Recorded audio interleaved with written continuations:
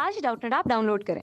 Doubtnut पर अपने सभी गणित, रसायन विज्ञान, भौतिक विज्ञान और जीव विज्ञान के डाउट्स का करो सफाया। बस प्रश्न की फोटो खींचो, एक ही प्रश्न को क्रॉप करो और तुरंत वीडियो सोल्यूशन पाओ। अभी डाउनलोड करें। दिए गए प्रश्न में बताया गया है कि एक कांच का फ्लास्क है जिसका आयतन 1 लीटर है।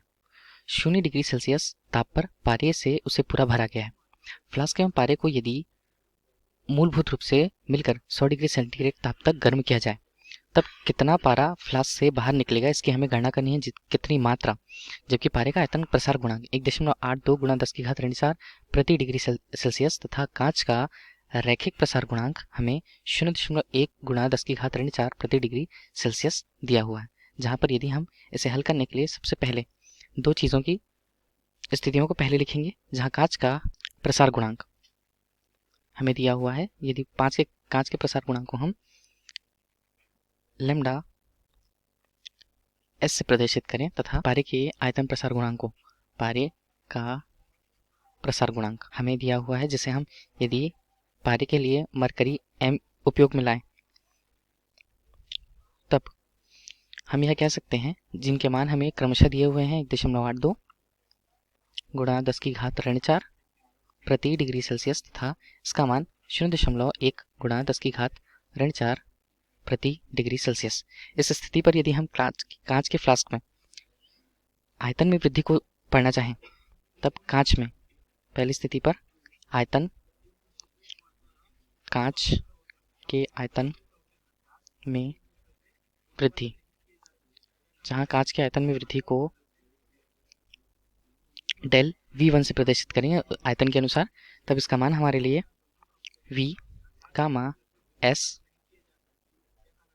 गुणा ताप में परिवर्तन के बराबर होगा गुणनफल के। तथा इसी स्थिति पर यदि हम पारे में आयतन में वृद्धि को देखना चाहें, पारे में आयतन वृद्धि इसे डेल V2 से प्रदर्शित किया जाए, तब उसका आयतन प्रारंभिक रूप से तथा गामा m का मान गुणा तापमान में परिवर्तन के गुणनफल के बराबर होगा। जैसे यदि स्थिति के लिए समीकरण 1 तथा समीकरण 2 दे दिया है हमने। इन्हीं स्थितियों को आगे यदि हम देखें तब एक स्थिति पर जहां कांच के फ्लास्क जो है, कांच के फ्लास्क के सापेक्ष यदि हम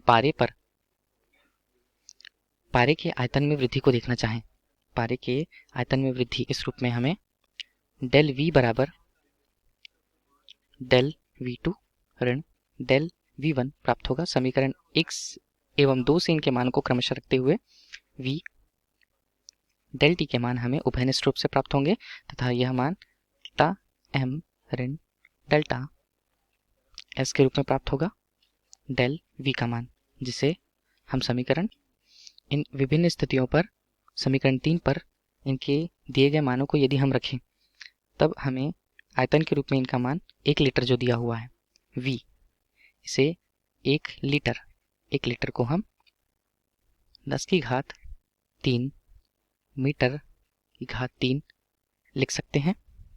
इसी तरह इसे यदि सेंटीमीटर के स्वरूप में लिखना चाहें तब इसे 1000 सेंटीमीटर घात 3 लिखा जा सकता है।